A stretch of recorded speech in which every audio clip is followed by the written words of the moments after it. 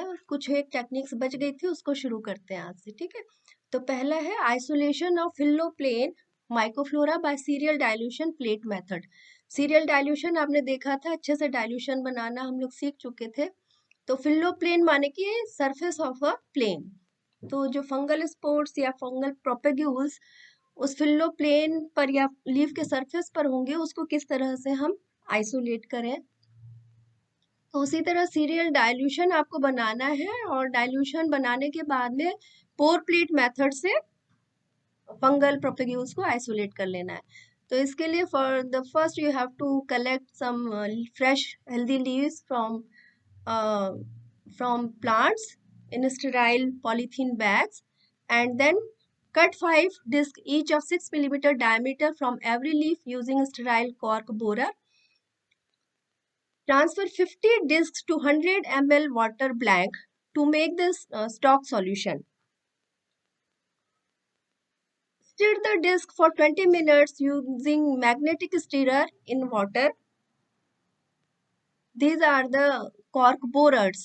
ठीक है, ये कॉर्क बोरर है, इसके यहाँ पे अलग अलग डायमीटर्स के होते हैं। जैसे 11 मिलीमीटर है इसका यहाँ पे डायमीटर, तो अलग अलग डायमीटर्स के होंगे। इन्हीं में से हम अपने रिक्वायरमेंट के हिसाब से यूज करते हैं कि किस तरह का डिस्क हमको अगार प्लेट से काटना है। तो फॉर एग्जांपल हम इस वाले एक्सपेरिमेंट में देख रहे हैं कि 6 मिलीमीटर डायमीटर के कॉर्क बोरर को हमको यूज करके फंगल डिस्क लीफ डिस्क बनानी है। तो ट्रांसफर 10 ml ऑफ सस्पेंशन। अब हम जब लीफ डिस्क ले करके हमने 100 ml वाटर में स्टिर किया था, तो हमको एक सस्पेंशन मिला। मतलब these are the washings of a leaf. Distilled water में आपने लीफ के डिस्क 50 लीफ डिस्क ली थी। डिफरेंट लीव्स भी ले सकते हैं, सेम लीफ से भी ले सकते हैं, तो डिपेंड करेगा कि हमारी रिक्वायरमेंट क्या है। अब वो जो स्टॉक सॉल्यूशन बन गया, उसमें से take 10 ml and transfer it to the 90 ml sterile blank, and it will become the dilution 10 to the power minus 1. In a similar way, shake the contents for 2-3 minutes. Transfer 10 ml suspension while in motion to another 90 ml, so that to get the dilution of 10 to the power minus 2. Shake the contents for uniform distribution of the cells or spores. Transfer 1 ml aliquots from 10 to the power minus 1 to 10 to the power minus 2 dilutions to sterile petri plates. 3 replicates होंगे आपके। पहले आपने inoculum डाल दिया, जो वॉशिंग्स ली उसका जो आपने डाइल्यूशन बनाया, उसको आपने उस डाइल्यूशन को अलग अलग पेट्री प्लेट्स में 3 में डाल दिया, रेप्लिकेट्स हुए। अब उस इनोकुलम के ऊपर आप डालेंगे molten media CDA, Czapek Dox agar medium 15 ml in each plate. और मोल्टन होगा, उसके पहले आप स्ट्रेप्टोमाइसिन डाल देंगे या स्ट्रेप्टोपेनिसिलिन डालेंगे, ताकि कि बैक्टीरियल कंटामिनेशन प्लेट में ना आए। Incubate the plates at 25 degrees centigrade in an inverted position for 7 days, है ना। तो इस तरह से आपके फिलोप्लेन से लगे हुए जो माइक्रोफ्लोरा होगा या फंगल पॉपुलेशन होगी, वो आपके पेट्री प्लेट पर आ जाएगी, और आप इस तरह से लीफ के सरफेस पे पाए जाने वाले फंगल जीनस या स्पीशीज जितनी भी होंगी, उनको आप पेट्री प्लेट पर ले आएंगे और उसको फिर बाद में ऑब्जर्व कर लेंगे। तो ये था isolation of phylloplane microflora with the help of dilution plate technique. Then another method is to isolate the philoplane microflora by leaf impression method. ये बहुत easy method है। Take a leaf and press it from dorsal surface momentarily against the agar surface of CDA plates at 3 places. इसमें करना कुछ भी नहीं है, leaf को आपको लेना है और लीफ को प्रेस कर देना है मीडियम पर। पहले डॉर्सल सरफेस से थोड़ी देर के लिए उसको अगार मीडियम पर प्रेस कर दीजिए, पेट्री प्लेट को खोल करके। Then now press the same leaf from the ventral surface. दोनों तरफ से आपने मीडियम पर, पीडियम मीडियम पर, डॉर्सल सरफेस से 3 बार 4 बार, और फिर वेंट्रल सरफेस से उसको टच करा देना है पीडियम मीडियम को। इस चीज को आप 2-3 बार रिपीट कर दीजिए। Incubate the plates at 25 degree centigrade in an inverted position for 7 days. तो इस तरह से प्रेस करके लीफ को आप इनोकुलेटेड, इस तरह से इनोकुलेशन हो गया, मतलब कि लीफ सरफेस को आपने स्टेरिलाइज नहीं किया। लीफ पे जितने भी माइक्रोफ्लोरा थी वो एज सच रही। जब आपने उसको प्रेस किया मीडियम के ऊपर तो वो फंगल स्पोर्स या माइसीलिया आपकी प्लेट पर इनोकुलेट हो गए। तो इस तरह से आपने इनोकुलेशन कर दिया। अब इनोकुलेटेड प्लेट्स को आप इंक्यूबेट कर देंगे इन्वर्टेड पोजीशन में। उसके बाद में आप प्रोपेग्यूल्स को काउंट करेंगे कि how many propagules are present in per square centimetre area. It will be equal to total number of spores in 1 ml upon total area of 50 disc into 2। ये तो डिस्क वाला आ गया है, स्लाइड ऊपर नीचे हो गई है, into 100 है ना। तो ये तो डिस्क वाली मेथड जो हम लोग देख रहे थे उसके लिए है कि उस मेथड में हम किस तरह से प्रोपिक्यूल्स या स्पोर्स को कैलकुलेट करेंगे पर डिस्क एरिया के हिसाब से। तो एक डिस्क का जो एरिया होगा उसको पाई आर स्क्वायर से निकाल लेंगे और 100 से मल्टीप्लाई कर लेंगे। अब है isolation of fungi from air, क्योंकि टॉपिक में है कि हमको आइसोलेट करना था सॉइल से, वाटर से और एयर से। तो अभी तक हमने देखा सॉइल और वाटर से and then from air. Aerospora is a term that is given by Gregory for airborne particles of plant or animal origin. Atmosphere में क्या क्या होते हैं? माइक्रोब्स हैं, from algae to virus microbes हैं, बैक्टीरियल माइक्रोब्स भी हैं, एल्गल भी हैं, वायरल भी हैं, स्पोर्स आपके ब्रायोफाइट्स के भी हैं, टेरिडोफाइट्स के भी हैं, पॉलन ग्रेन्स हैं, एंजियोस्पर्मिक प्लांट्स के। तो atmosphere is full of different type of spores. Fungal spores are important components of the air spora. Now, the air is not a medium in which the microbes can grow. It acts as a carrier of the particulate matter like dust, droplets, and these are laden with the microbes. Now, how to isolate the fungi from air? Subtle plate technique. बहुत सारी techniques हैं air से microbe का isolate करने के लिए, लेकिन जो सबसे आसान टेक्निक है उसी को हम यहाँ पर डिस्कस करते हैं। बहुत ही आसान, अभी तक जितनी भी टेक्निक्स आपने देखी हैं उससे सबसे ज्यादा आसान है to get the microbes from air by settle plate technique. Pour melted cooled Zepex-Dox agar medium supplemented with streptopenicillin using sterile syringe in 5 petri plates। कुछ नहीं करना है, आपको स्टेरिलाइज्ड पेट्री प्लेट्स ले लेनी है, उसमें आप मेल्टेड मीडियम ले लीजिए और स्ट्रेप्टोपेनिसिलिन आपको डालनी ही है। और उन प्लेट्स में मीडियम को पोर करने के बाद में आप वेट करिए कि मीडियम सॉलिडिफाई हो जाए। सॉलिडिफाई होने के बाद में उसकी जो अपर लिड होती है उसको आप हटा दीजिए और हटाने के बाद में आप हर एक पेट्री प्लेट को एयर में 5 से 10 मिनट के लिए छोड़ दीजिए।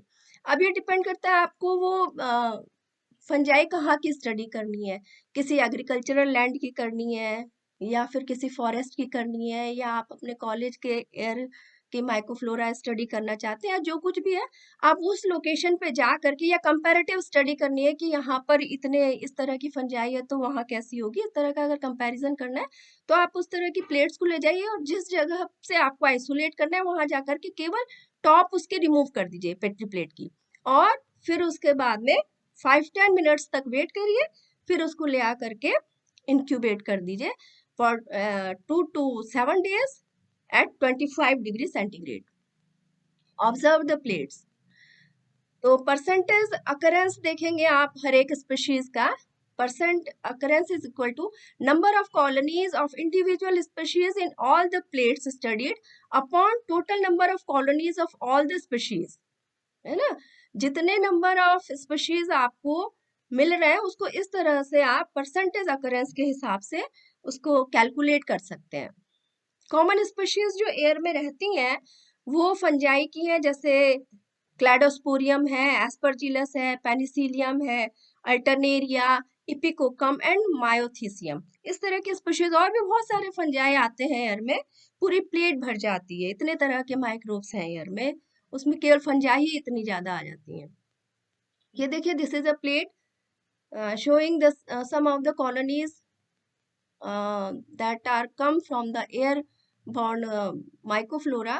तो इस तरह से आप देखेंगे तरह तरह के फंजाई आपको कलर्ड कॉलोनीज मिल जाती है। हर एक कॉलोनी क्या रिप्रेजेंट कर रही है, एक स्पोर को, एक स्पोर या एक फंगल फ्रेगमेंट जर्मिनेट किया होगा तो एक कॉलोनी बनी होगी। तो इस तरह के फंजाई अलग अलग कॉलोनीज के फॉर्म में आपको दिख जाएंगे। इस तरह की देखिए रोज बंगाल मीडियम यूज किया गया है, और इसमें अलग अलग जगह आप देख रहे हैं पेनिसिलियम की कॉलोनीज है, और ये एस्परजिलस की कुछ वाइट यंग कॉलोनीज है। तो और ये रखा गया है आपका कॉलोनी काउंटर पर, क्योंकि इस तरह से स्क्वायर स्क्वायर इसमें दिख रहे हैं। देखिए इस तरह एस्परजिलस नाइजर दिख रहा है under microscope. Niger means black in colour, spores इसके ब्लैक कलर के होते हैं। कोनिडियोफोर जो है वो अनब्रांच्ड है। इस तरह स्टडी किया जाता है। पेनिसिलियम है, पेनिसिलियम अलग अलग कलर्स में आता है, जनरली ये आता है आपका ब्लू कलर में। तो these are the conidiophores. Conidiophores of penicillium are branched, while in case of aspergillus they are unbranched. Mycelia of cladosporium, और ये कॉलोनी होगी क्लैडोस्पोरियम की। इसी तरह से अल्टरनेरिया, अल्टरनेरिया बहुत कॉमन है हर जगह, हर लीफ के ऊपर, आप कभी स्टडी करते होंगे तो लीफ के ऊपर आ जाता है। और इस तरह से इसके पिक्यूलियर कोनिडिया होते हैं, क्योंकि इसमें they show the presence of transverse as well as longitudinal septation. तो यूनिक कोनिडिया अल्टरनेरिया के, बड़े इंटरेस्टिंग है। तो इस तरह से अल्टरनेरिया के कोनिडिया दिख जाएंगे आपको एयर से आइसोलेट किए हुए कॉलोनीज में। ब्लैक कलर की कॉलोनीज होंगी। अब बहुत इंटरेस्टिंग है, isolation of aquatic fungi. How to isolate the fungi that are present in water, जो कि उसी में इनहेबिट करती हैं, एक्वेटिक फंजाई होती हैं, जो आपने पढ़ा होगा एमएससी में। फाइकोमाइसीट्स के काइट्रीडियल्स एंड सेप्रोलैग्नियल्स दो ऑर्डर हैं, उन दोनों ऑर्डर में एक्वेटिक फंजाई होती हैं। उनका हैबिटेट एकदम वाटर है, तो वाटर से किस तरह से आप एक्वेटिक फंजाई को आइसोलेट करेंगे। तो इस टेक्निक को कहा जाता है baiting technique, isolation of aquatic fungi by baiting technique.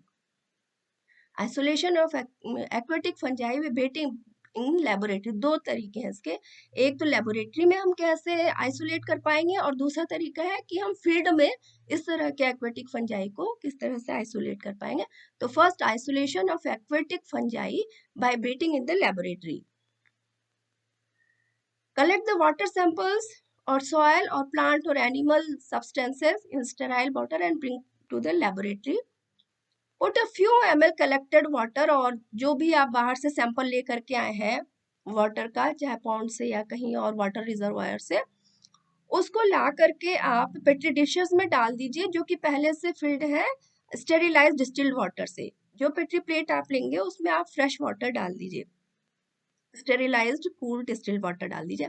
उन प्लेट्स में आप जो सैंपल के तौर पर लेके आए हैं, क्या लाए हैं आप, वाटर सैंपल लाए हैं, या एक्वेटिक एरिया से सॉइल ले आए हैं, या प्लांट या एनिमल जो भी सब्सटेंस आपको मिला है वो लेकर के आए हैं, उसको इनोकुलम की तरह से उसमें डाल दीजिए पानी में, सैंपल में, वाटर सैंपल में, water sample plus fresh water जो आपने पेट्री प्लेट में रखे हैं। अब इन वाटर प्लस जो सैंपल है उसमें क्या करेंगे आप, बेड्स डालते हैं। बेड्स क्या है, स्टेरिलाइज्ड और बॉइल्ड, जैसे हेम्प सीड्स हैं। एक्वेटिक फंजाई हमेशा बेड्स पर आते हैं, ऐसे डायरेक्टली आप पानी ला करके मीडियम में इनोकुलेट कर देंगे तो ऐसे नहीं आएंगे, उनके लिए बेड्स देना पड़ता है। तो बेड्स क्या क्या होते हैं, बॉइल्ड हेम्प सीड्स है ना, ब्रेसिका के सीड्स हैं, टोमेटो सीड्स हैं, फिल्टर पेपर स्ट्रिप्स है, एक्सेट्रा। इन चीजों को हम बेड्स की तरह से यूज करते हैं, और उस बेड पर एक्वेटिक फंजाई आता है। अब उन बेड्स को हमने उन पेट्री प्लेट्स में डाल दिया जिनमें कि डिस्टिल्ड वाटर पड़ा था, और जो हम सॉइल सैंपल बाहर से लाए थे जिसमें कि एक्वेटिक फंजाई होने की उम्मीद है। अब देखिए इन प्लेट्स को आप इंक्यूबेट कर दीजिए, थोड़ा लोअर टेम्परेचर पर करिए, 5 to 20 डिग्री सेंटीग्रेड, और इससे पहले हम कितना पर रख रहे थे, 25 डिग्री सेंटीग्रेड पर। यहाँ पर हमको थोड़ा लो टेम्परेचर देना है, 5 to 20 डिग्री सेंटीग्रेड पर। डिपेंड करेगा कि हमको कौन सा फंजाई आइसोलेट करना है। अब 2-3 वीक के लिए आप रख दीजिए। इसको डार्क में रखना है। डार्क में इसलिए रखना है क्योंकि एल्गी को आने से हमें रोकना है। अगर लाइट में रखेंगे तो एल्गल कंटामिनेंट्स आ सकते हैं। Change the water in petri plates frequently. अब उसका पानी आप जब इतने 2-3 हफ्ते हो गए हैं, 2-3 हफ्ता होने के पहले ही हर 2-3 दिन में आप उसका पानी फ्रेश पानी से बदलते रहिए, है ना, कंटामिनेशन को रोकने के लिए। फिर क्या होगा कि जैसे जैसे ग्रोथ आ जाएगी उस ब्रेड पर, हाँ, बेड के चारों तरफ ग्रोथ दिखने लगती है in the form of white cottony mass. ऐसा लगता है कि एक सीड, जैसे हम सीड है या सरसों का बीज आपने डाला हुआ है, उसके चारों तरफ से व्हाइट कॉटनी मास के फॉर्म में आपका एक्वाटिक फंजाई उसमें दिखाई देने लगेगा। अब जब वो निकलने लगा, आपको दिखने लगा कि अब माइसीलिया इसमें आने लगा है फंजाई का, तो पेट्री प्लेट्स, फिर उस बेड को आप वाटर से वॉश करते हुए नए पेट्री प्लेट पर बदलते चले जाएंगे और पानी को भी फ्रेश करते जाएंगे। अब जब बेड फुल्ली कवर हो गया है फंगस की ग्रोथ से, तब फिर उसको अगार मीडियम पर ट्रांसफर कर दिया जाता है और फिर उसको इंक्यूबेट किया जाता है 20 डिग्री सेंटीग्रेड पर, ताकि कि वो आ जाए फंगस। तो इस तरह से लेबोरेटरी में आप वाटर सैंपल ला करके एक्वाटिक फंजाई को सेपरेट कर सकते हैं। जो कॉमन एक्वाटिक फंजाई है एमएससी प्रीवियस में आपने पढ़ा होगा, फाइकोमाइसीड्स के, काइटिडियल्स और सेप्रोलैग्नियल्स के कुछ एक मेंबर हैं, कुछ होलोकार्पिक होते हैं, कुछ यूकार्पिक होते हैं। तो इसमें जो एग्जांपल्स हैं, ये तो खैर यूकार्पिक फंजाई है। इसमें एक्लिया है, एलोमाइसिस है, सेप्रोलैग्निया है, डिक्ट्यूकस है, मोनोब्लिफेरिस है। तो ये जनरल एक्वेटिक फंजाई की कॉमन आती हैं, जो कि लैब में आसानी से सेपरेट हो सकती हैं। ये देखिए फिगर में इस तरह पिक्चर में दिख रहा है, एक्लिया आया है, दिस इज सेप्रोलैग्निया, एलोमाइसिस एंड मोनोब्लिफेरिडल्स, माने मोनोब्लिफेरिस इस तरह से दिखाई देगा आपकी स्लाइड के ऊपर। फिर isolation of aquatic fungi by baiting in the field. Field में आप कैसे बेट करेंगे? मैम बेटिंग का मतलब क्या होगा? बेट्स का मतलब मैम? बेट्स माने वो नहीं कहते हैं कि वो जैसे कि मछली पकड़ने के लिए आप आटा डालते हैं ना, यस मैम। आटा, जब आप जाते हैं तालाब में या नदी के किनारे जहां आपको लगता है कि मछली पकड़ना है, या आप शौक में नहीं जाते दाना डालना, दाना डालना, यस है मैम। ना, जैसे मछली पकड़ने के लिए आप दाना डालते हैं, उसी तरह से यस आपको एक्वेटिक फंजाई को पकड़ने के लिए बेट्स डालने। भाई उसके लिए कोई मीडियम नहीं है, उसके लिए आप क्या सबस्ट्रेट देंगे, उसी सबस्ट्रेट पे तो आएगा वो, है ना। Yes ma'am. भाई पानी में स्पोर्ट्स इतने फ्रिक्वेंटली नहीं घूम रहे हैं ना कि आपको मिल ही जाए सारे स्पोर्ट्स। एक्वेटिक फंजाई का माइसीलिया को ग्रो करना है आपको, तो आपको बेट्स डालने पड़ेंगे, माने कि दाना डालना है। बेट्स कहा जाता है ना कि इस तरह से पकड़ने के लिए कुछ चीज को सबस्ट्रेट प्रोवाइड कर दिया आपने, है ना। Yes ma'am. जैसे किरेटिनोफिलिक फंजाई को अगर आपको स्टडी करना होता है, आप उसमें नेल्स डालते हैं या हेयर डालते हैं, है ना, तो उस पे वो फंजाई आ जाता है, तो आप उसको स्टडी करते हैं। इसी तरह से जब एक्वेटिक फंजाई को आइसोलेट करना होगा, तो आपको कोई ना कोई ऐसा सबस्ट्रेट प्रोवाइड करना होगा जिसपे कि वो फंजाई आसानी से आ जाए। तो ये पता चला कि कुछ कुछ ही सब्सटेंसेस ऐसे हैं, कोई सीड्स वगैरह हैं जिनको कि आप इजीली यूज कर सकते हैं, जिससे कि उस पे फंजाई आ जाता है ना। तो इस तरह से आप समझ में आ गया बेट्स क्या होते हैं, यस मैम। है ना। मछली को दाना दे रहे हैं तो वो आपके पास आ रही, तो वो जो बेटिंग माने कि इसी तरह से दाना देना है या कुछ सबस्ट्रेट प्रोवाइड कर देना है, जिससे कि माइसीलिया उसका उस पे आने लगे, ठीक है। Okay ma'am. हाँ, ओके। तो लेबोरेटरी में तो बेट्स हम हेम्प सीड्स को दे रहे हैं, सरसों के सीड्स को दे रहे हैं, या इस तरह के और कुछ सीड्स को दे रहे हैं। लेकिन जब आपको रनिंग वाटर से या सी से एक्वेटिक फंजाई को आइसोलेट करना है, तो क्या करेंगे? सस्पेंड द सेलेक्टेड बेट, इसी तरह का कोई bait placed in nylon bags, nylon के बैग्स में या फिर मेटल केजेस में आप बेट्स को रख देते हैं, ठीक है। और रखने के बाद में उसको सस्पेंड कर देंगे आप रिवर वगैरह में डाल दीजिए, है ना, सो दैट कि वो बहे ना, बैग एक जगह रहे, कुछ दिन के लिए छोड़ दीजिए, है ना, और उसके अंदर जो बेड्स रखे होंगे उनको आप धीरे धीरे, मतलब कि उसमें कुछ ना कुछ ऐसी व्यवस्था होगी, परफोरेटेड होंगे जिससे कि वाटर अंदर जाएगा, तभी तो बेड्स पे इन्फेक्शन आएगा। तो वो कुछ कुछ समय के बाद में बेड्स को रेगुलर इंटरवल्स के बाद में रिवर या सी से ला करके आप लेबोरेटरी में स्टडी करिए। स्टडी उसी तरह से करना है, सैंपल्स को आपको साफ करना है स्टेराइल डिस्टिल्ड वाटर से, और फिर उसको पेट्री डिशेस पर रख लेना है उसी तरह स्टेराइल वाटर में, कुछ दिन तक वेट करना है। जब माइसीलिया आ जाएगा, माइसीलिया आने के बाद में आप उसी तरह उसको क्या करेंगे, अगार मीडियम दे देंगे, है ना, अगार मीडियम। अब एक्वेटिक फंजाई के लिए स्पेसिफिक अदर अदर मीडिया भी होते हैं, लेकिन अब उतना डीप हम नहीं जाएंगे, सुपरफिशियली ही पढ़ पा रहे हैं हर एक चीज को, इतना टाइम नहीं होता है। तो सुपरफिशियली मैंने बताया कि किस तरह से हम डिफरेंट फंजाई को आइदर फ्रॉम सॉयल, वाटर और एयर से किस तरह से आइसोलेट कर सकते हैं। अब ये तो केवल टेक्निक्स थी कि हम फंजाई को कैसे कैसे आइसोलेट कर सकते हैं, मतलब कि सेपरेट कर सकते हैं। जब वो मीडियम पे इतने तरह की फंजाई आ गई, फिर उन फंजाई को हम किस तरह से प्योर करें, ये तो केवल आइसोलेशन था, है ना। How to obtain pure culture of fungi. अब ये फंजाई प्लेट पर आ गई है, हर एक फंजाई का हम प्योर कल्चर किन तरीकों से लेते हैं, ठीक है। There are 4 and 5 methods by which we can get pure culture. तो what are these methods? Obtaining pure culture of fungi by streak plate method. Already आप जानते हैं स्ट्रीक प्लेट मेथड, इसका एक दो बार पहले मैं बता चुकी हूँ। जितनी भी प्लेट्स हैं उनके बॉटम पे आप लिख लीजिए कि आपको किस ऑर्गेनिज्म को इनोकुलेट करना है, उस बॉटम पे जहां से आप उसको आइसोलेट करके रखें। एक प्लेट पे आपके आइसोलेटेड फंजाई है, उस आइसोलेटेड किस फंजाई को आपको प्योर करना है। माना कि एक प्लेट है, उसमें आपका अल्टरनेरिया भी आया, एस्परजिलस भी आया, क्लेडोस्पोरियम भी आया, मैक्रोफोमिना भी आया, 8-10 तरह के फंजाई आ गए हैं। अब आप ये चाहते हैं या तो सारे फंजाई को आप अलग अलग प्योर कर लें, या फिर ये चाहते हैं कि कोई एक रिक्वायर्ड फंजाई है उसी को आप आइसोलेट करें। तो जो भी आपका एम है उस हिसाब से आप हर एक प्लेट्स को लेबल कर दीजिए कि इस प्लेट में ये ऑर्गेनिज्म, इस पे ये, इस पे ये, इस तरह से रहेगा। अब लेबलिंग के बाद में सैंपल जिसमें है, अगर आपका टेस्ट ट्यूब में है तो आप उसको अपने या तो सरफेस पे रखिए, या फिर टेस्ट ट्यूब में है तो उसको आपको लेफ्ट हैंड में लेना होगा। Sterilise the loop holding in the right hand and touch the sample with it, है ना। राइट हैंड में आपके इनोकुलेशन नीडल होगी या इनोकुलेशन लूप होगा, जिसकी हेल्प से आप सैंपल को उस प्लेट से लेंगे जहां पर की फंगल कॉलोनी है। अब क्या करेंगे, पेट्री प्लेट को आप लेफ्ट हैंड से हल्का सा खोलेंगे, पूरा नहीं खोला जाता है, केवल 60 डिग्री एंगल पर ही उस पेट्री प्लेट को आप खोलेंगे लेफ्ट हैंड से, और राइट हैंड से आप उस इनोकुलम को रख देंगे फ्रेश पेट्री प्लेट पे।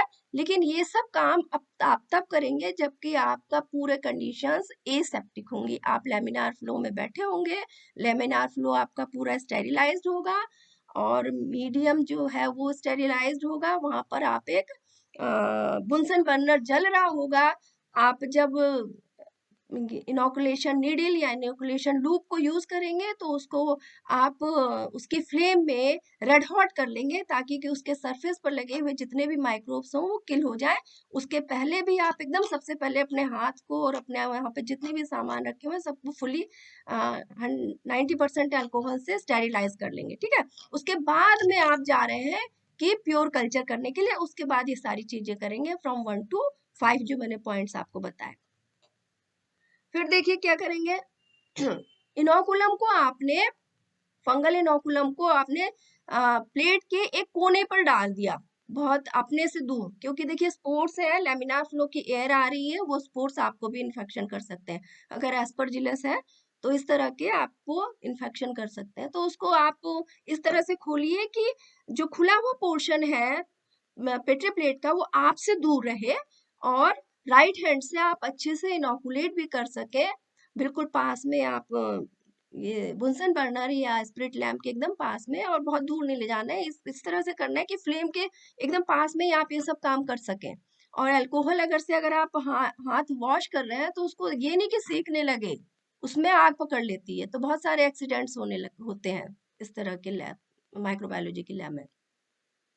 तो आपने इनोकुलम को एक कोने पर प्लेट में रख दिया, ठीक है, और उसके बाद से वहां से आप स्ट्रीक बनाइए, है ना, पैरेलल, मैंने बताया था जिग जैग या पैरेलल स्ट्रीकिंग करते हुए उस आगे सरफेस को, पेट्री प्लेट के अगार सरफेस को टच करते चले जाइए लाइंस में। रीफ्लेम एंड फिर आपने स्टिकिंग कर दी, रख दिया इनोकुलम को, फिर से आप फ्लेम में ले जाकर के लूप को या इसको स्टेरिलाइज कर लेंगे और फिर बाद में उसको 90 डिग्री पर खोल देंगे और फिर उसके दूसरे तरफ एरिया 1 2 3 इस तरह से बना लेंगे प्लेट में इमेजिनरी, और फिर आप उसको इनोकुलेट करेंगे 90 डिग्री पर, फिर से प्लेट को खोलेंगे और दूसरे एरिया में ले जाकर के स्टिकिंग करेंगे। तो स्टिकिंग किस तरह से होगी, हाँ, ये देखिए हम बताते हैं। Replace the lid and plate after completing sticking हो जाएगी तो आप फिर से उसको आप फ्लेम से लूप को स्टेरिलाइज करके हटा देंगे, है ना। Incubate all the plates at 25 degree centigrade for 2 to 6 days। तो देखिए इस तरह से आपको ये यूज करना है। इनोकुलेशन नीडल या लूप को इस तरह आप किल कर दीजिए, स्टेरिलाइज कर दीजिए। यहाँ पे हम ये सपोज कर रहे हैं कि कल्चर हमारा कल्चर ट्यूब में था, है ना, यहाँ पे इसमें डाल करके हमने निकाला, यहाँ ये चल रहा है, और इस तरह से एक कोने में ले जा करके हमने इनोकुलम को डाल दिया फंगल उसके सरफेस पे, जिससे भी आप इनोकुलम को ले रहे हैं उसके केवल सरफेस को टच किया जाता है, ये नहीं कि आपने आगार में एकदम डिप कर दिया, डिप नहीं किया जाता है ना। तो यहाँ पर ले जा करके आप उसको हल्का सा टच कर देंगे, और जब एक गरम इनोकुलेशन नीडल को ही नहीं टच कर देते हैं, उसको थोड़ा सा मीडियम में ले जा करके थोड़ा ठंडा कर देते हैं, उसके बाद से फिर स्ट्रीकिंग इस तरह से शुरू की जाती है। और हर बार जैसे इतने पोर्शन में आपने स्ट्रीकिंग की, फिर उसको दूसरे पोर्शन में, ये देखिए फर्स्ट स्ट्रीकिंग यहाँ पर हो रही है स्ट्रिक्स, फिर यहाँ से आपको एरिया बदलना है, अब दूसरी तरफ करना है, आप उसको फिर से स्टेरिलाइज कर लेंगे, और स्टेरिलाइज करके फिर यहीं पर अगार में थोड़ा सा डिप कर देंगे, हल्का सा टच करा ताकि वो ठंडा हो जाए, और उसके बाद में इधर शुरू किया।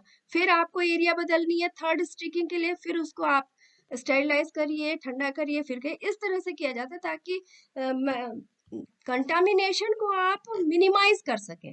फिर 6-7 दिन के बाद में जब आप देखेंगे ट्यूबिट करके बाहर निकालेंगे पेट्री प्लेट को, इस तरह से कॉलोनीज आती हैं, और शुरू में यहाँ पे नंबर ऑफ कॉलोनीज या ज्यादा रहेंगी और धीरे धीरे धीरे कम हो जाएंगी।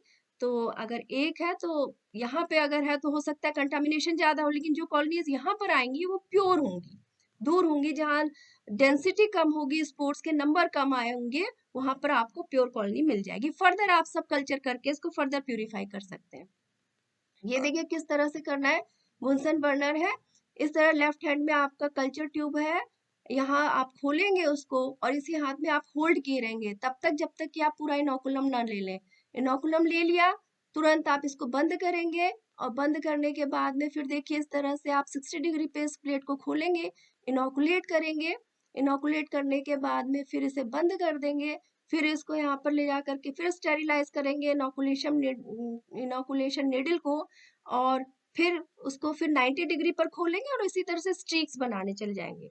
स्ट्रीक्स कैसे बनाएंगे, फॉर मेकिंग स्ट्रीक, यहाँ देखिए इस तरह से आपको इस पैटर्न को फॉलो करना है ना। आपका एक स्ट्रीकिंग हो गई, स्टेरिलाइज कर लीजिए, फिर इस एरिया में आइए, इस एरिया में भी इसी तरह पैरेलल स्ट्रिक्स करिए, स्टेराइज करिए, और फिर इसके बाद में यहाँ पर करिए, इस तरह से आपको स्टिकिंग करनी होगी। पूरा मेथड है इसमें, इसको आप लोग देख लीजिएगा ठीक से, हर एक चीज जो मैंने बताई है स्टेप वाइज वही इसमें मेंशन है। मैम हाँ, इसमें जो हम लोग स्ट्रीकिंग कर रहे हैं मैम, नेसेसरी होता है कि मैम पैरेलल वे में करें या फिर नहीं नहीं मैम नहीं नहीं स्ट्रेट नहीं, ऐसा लाइन? नहीं है, पैरेलल नहीं है, जिगजैग भी होती है, स्ट्रिकिंग में जिगजैग भी होती है, पैरेलल भी होती है, अलग अलग तरह से होती है। पैटर्न स्ट्रिकिंग के बहुत होते हैं, लेकिन अब एक एक चीज को हम इतना डिटेल नहीं स्टडी कर पा रहे हैं, तो इसलिए मैं एक एग्जांपल के तौर पे आपको पैरेलल स्ट्रिकिंग बता दे रही थी, ठीक है, जिगजैग ओके। हाँ हाँ। फिर दूसरा मेथड पोर प्लेट मेथड से हम कैसे प्योर करेंगे ना, तो पोर प्लेट मेथड वही है कि आप पहले सक्सेसिव डाइल्यूशंस बना लीजिए, और डाइल्यूशंस बनाने के बाद में आप पेट्री प्लेट्स पर मोल्टन मीडिया को स्ट्रेप्टोपेनिसिलिन डालने के बाद में डाल दीजिए। पहले डाइल्यूशंस बनाइए, डाइल्यूशंस के बाद में हर एक डाइल्यूशन को पेट्री प्लेट्स में डाइल्यूशन के हिसाब से हर एक पेट्री प्लेट जिसको कि आपने लेबल किया हुआ है उनके ऊपर आप वही 15 ml मीडिया डाल दीजिए और उसको पोर कर दीजिए। तो ये सिंपल मेथड है, इसको कहते हैं pour plate method. First make a dilutions, different dilutions, and then place the samples of from different dilutions to the separate petri plates and then pour the medium, molten medium, which is supplemented with the streptomycin, और फिर उसको mix कर लीजिए। thoroughly mix the petri plate containing media as well as the sample and then wait for solidification and then keep them in the incubator, है ना। 2 to 7 days के लिए incubator पर रख दीजिए और टेम्परेचर वही आपका 25 डिग्री सेंटीग्रेड। तो ये सिंपल मेथड है। पहला आपने पोर प्लेट मेथड पढ़ा, फिर है पहला आपने पढ़ा कौन सा, स्ट्रीक मेथड, फिर आपने पढ़ा पोर प्लेट मेथड। ये है पोर प्लेट मेथड। आपने डिफरेंट सॉल्यूशंस बनाए, डाइल्यूशंस बनाए और उसके बाद में आपने इसको क्या कर दिया, पोरिंग कर दी। तो ये क्या हो गया, पोर प्लेट मेथड, है ना। अब ये एक है स्प्रेड प्लेट मेथड, ये तो बहुत आसान है। इसको खाली सैंपल को सॉलिडिफाइड मीडिया के ऊपर से पर फैला दिया जाता है ना, तो फैलाने को ही कहते हैं स्प्रेड प्लेट मेथड। तो इसमें फैलाने के लिए देखिए क्या है, ये है जैसे suppose this is the plate containing different colonies of the desired organism. Spread plate method, यहाँ पर आपने पिपेट के थ्रू, चाहे आप इसका स्पोर्ट सस्पेंशन भी बना सकते हैं और या फिर आप उसको टिप से ले करके क्या कहते हैं इनोकुलेशन नीडल से, यहाँ से आपने इनोकुलम को उठाया और कोशिश ये करनी चाहिए कि प्लेट के एकदम बाहर वाले पोर्शन से आप उठाएं, है ना। तो यहाँ से आपने उठाया, चाहे यहाँ से उठाया, उठाने के बाद में इनोकुलम को आपने यहाँ पर रख दिया। और या फिर इसका स्पोर्ट सस्पेंशन भी बन सकता है। स्पोर्ट सस्पेंशन कैसे बनाते हैं, डिस्टिल स्टेरिलाइज वाटर को इस पे ला करके आप डाल दीजिए 10 ml और डालने के बाद में इसको शेक कर लीजिए और शेक करने के बाद में आपको स्पोर्ट का जितने स्पोर्ट्स होंगे इस वाटर में आ जाएंगे और उसका 1 ml आप लेकर के इस पे डाल दीजिए। अब आपने यहाँ इनोकुलम कर रख लिया, इनोकुलम रख लिया और इनोकुलम रखने के बाद में पेट्री प्लेट पिपेट से लिया और उसके बाद में आप उसको स्प्रेड कर दीजिए और वाटर तो अगार मीडियम में एब्जॉर्ब हो जाएगा और इसके स्पोर्स जो है इसमें पूरे मीडिया पर फैल जाएंगे। तो ये इसके लिए L shaped glass rod use की जाती है। Spread evenly over the agar surface with the help of L shaped glass rod, है ना। एल शेप्ड ग्लास रॉड से कभी कभी क्या होता है कि टर्न टेबल यूज किया जाता है। इसके नीचे एक टेबल होती है जो घूम रही होती है और उसके ऊपर आप इसको रख करके हिलाते हैं या एक जगह भी रखेंगे तो टेबल के मूवमेंट से इक्वली वो स्पोर्ट्स स्प्रेड हो जाते हैं, है ना। अब इसको इंक्यूबेट कर दिया, इंक्यूबेट करने के बाद में आपके कॉलोनीज आ गई, है ना। तो ये मेथड है आपका प्योर कल्चर पाने का। फिर है hyphal tip cut method. This is the most common method जो हम लोग जनरली करते हैं। करते क्या है कि जैसे कोई एक्सपेरिमेंट हमको परफॉर्म करना है या फिर आ गई है ढेर सारी कॉलोनीज, तो जो हमें जिसको हम चाह रहे हैं कि इस पैथोजन को हमको आइसोलेट करना है पेट्री प्लेट से, तो उसको हम उसके टिप को, हाइफा के टिप को कट कर देते हैं along with the media, agar media. देखिए कैसा करते हैं। The hyphal tips are cut with the help of sterilized cork borer, जो मैंने अभी पहले दिखाया था, along with the medium. Now this medium block which contains the hyphal tip of the fungus is transferred in another petri plate containing media. Hyphal tip growth, hyphal tip ही क्यों लेते हैं, देखिए जब मीडियम कोई कॉलोनी ग्रो करती है तो उसका जो सेंट्रल पोर्शन होता है, जैसे सपोज यहाँ पर एक कॉलोनी ग्रो कर रही है, ये कॉलोनी जब ग्रो कर रही है तो सेंट्रल पे वो जर्मिनेट होगी, सेंट्रल पे जर्मिनेट होगी तो पहले माइसीलिया आएगा, माइसीलिया ग्रो कर जाएगा, उसके अंदर आपके पिगमेंटेड स्पोर्स बनने लगते हैं। तो स्पोर्स का जर्मिनेशन देर में होता है लेकिन माइसीलिया का जर्मिनेशन जल्दी होता है, क्योंकि माइसीलिया में कैसा protoplasm metabolically they are active. Protoplasm का जो साइटोप्लाज्मिक कंटेंट होगा वो फ्रेश है और वो जल्दी से जब माइसीलिया को कट करके आप कहीं फ्रेश मीडिया पर ले जाएंगे तो वहां पे वो जल्दी जर्मिनेट करता है और एक फ्रेश कॉलोनी देगा। और हो सकता है अंदर कोई फॉरेन स्पोर भी आ गया हो, तो इसलिए आप इसके मार्जिन वाली एकदम सरफेस पर जो माइसीलिया आ गए हैं उसमें से हाइफा को कट करते हैं। तो वो हाइफा जो होगा वो ज्यादा विगरस होगा, ज्यादा पोटेंट होगा और जल्दी ही वो जर्मिनेट कर जाएगा। तो जैसे ये आई है ना, सपोज ये इस तरह से कॉलोनी थी अंदर वाली, तो इसका hyphal tip, this hyphal tip is cut with the help of a cork borer, है ना, मैंने बताया था 6 मिलीमीटर डायमीटर वाला आपको कॉर्क बोरर ले लीजिए, या फिर डिपेंड करता है आपको कितना बड़ा डिस्क लेनी है, अलोंग विद द, जोर से दबा दें, खोलेंगे इसको 90 डिग्री पर, 90 डिग्री पर खोलने के बाद में आप यहाँ पर कॉर्क बोरर से इसको काट लेंगे।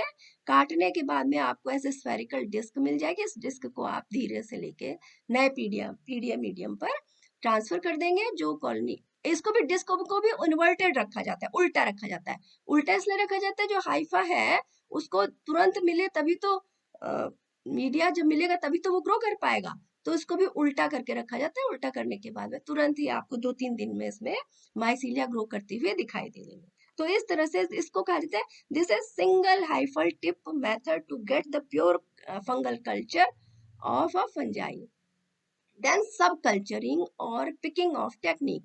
सब कल्चरिंग माने, सब कल्चरिंग मीन्स बार बार आप उसको ट्रांसफर करते जाइए। देखिए मीडिया कल्चर्स को अगर बहुत समय तक एक ही प्लेट पे रहने दिया जाए तो कहीं ना कहीं से उनमें कंटामिनेशन आ ही जाता है। और कभी कभी क्या होता है कि स्ट्रेन्स भी बदल जाती हैं। बहुत दिनों तक अगर फंजाई को फ्रेश न दिया जाए, फ्रेश न किया जाए, अचानक टेम्परेचर बढ़ जाए, अचानक कुछ एटमॉस्फेरिक कंडीशन जहां आप स्टोर कर रहे हैं वहां पर कुछ इस तरह का चेंज हुआ, तो उसके स्ट्रेन चेंज हो जाते हैं। तो हमेशा कहा जाता है कि पैथोजेंस को आप रिकल्चर करते रहिए, सब कल्चर करते रहिए, ट्रांसफर करते रहिए फ्रेश मीडिया में।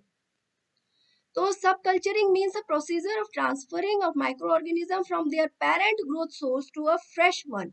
अब ये है जैसे माना आपने कोई कल्चर कहीं बाहर से मंगाया है, तो उसके जो पेरेंट कल्चर ट्यूब है या पेरेंट पेट्री प्लेट है, तो उसको कभी डिस्कार्ड न करिए, उसे रखे रहिए। लेकिन जो सब कल्चरिंग में आपके कल्चर्स आए हैं उसको हमेशा आप, जो सब कल्चर फ्रेश कल्चर है उसमें से आप सब कल्चरिंग के लिए मटेरियल को यूज करते जाइए।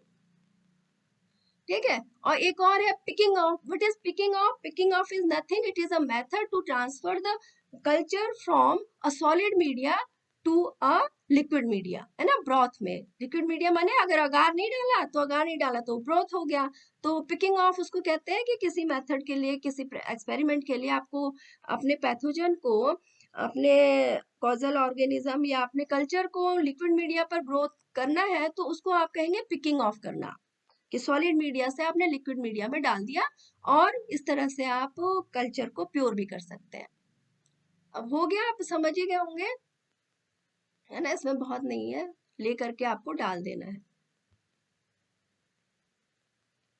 कभी भी आप जब कल्चर ट्यूब, अगर कल्चर आपके कल्चर ट्यूब में है, तो अगर आप प्लग को यूज कर रहे हैं, प्लग खोल रहे हैं, तो हमेशा प्लग को वर्किंग सरफेस पे कभी ना रखें, उसको हमेशा हाथ में रखें। आपने इनोकुलेशन किया, आइसोलेशन किया, प्लग आपके हाथ पे रहे, निकालने के बाद में तुरंत उस प्लग को लगा दीजिए, क्योंकि प्लग अगर आप रख देंगे वर्किंग सरफेस पर तो फिर उसके स्पोर्स कंटामिनेट करेंगे आपके वर्किंग प्लेस को। ठीक है, हर बार आप इनोकुलेशन नीडिल या लूप को स्टेरिलाइज करते रहिए। अच्छा देखिए, इतने काम हमारे हो गए। अब हमको करना क्या, जैसे इतने एक्सपेरिमेंट हमने माइक्रोबायोलॉजी के कर लिए, करना क्या है, सबसे पहले आप अपने माइक्रोबायोलॉजी की लैब में गए, आपको माना कोई कल्चर आइसोलेट करना है, आपने सबसे पहले एक तरफ मीडिया बनाने के लिए रख दिया, आपने ऑटोक्लेव के लिए मीडिया रख दिया, उसके बाद में आप लेमिनार फ्लो पे गए, लेमिनार फ्लो को आपने स्टेरिलाइज किया विद द हेल्प ऑफ क्या किया, 90% एल्कोहल। आप ग्लासवेयर जो यूज कर रहे हैं पहले से आप क्रोमिक एसिड बना लीजिए। क्रोमिक एसिड मैंने बताया था किस तरह से बनाते हैं, कि आप क्या करते हैं, सोडियम क्रोमेट या पोटेशियम डाइक्रोमेट या सोडियम डाइक्रोमेट को, सपोज 60 ग्राम आप सोडियम डाइक्रोमेट या पोटेशियम डाइक्रोमेट ले रहे हैं, उसको 150 ml वाटर में डिसॉल्व करके पेस्ट बना लेते हैं, और फिर धीरे धीरे धीरे उसमें कंसंट्रेटेड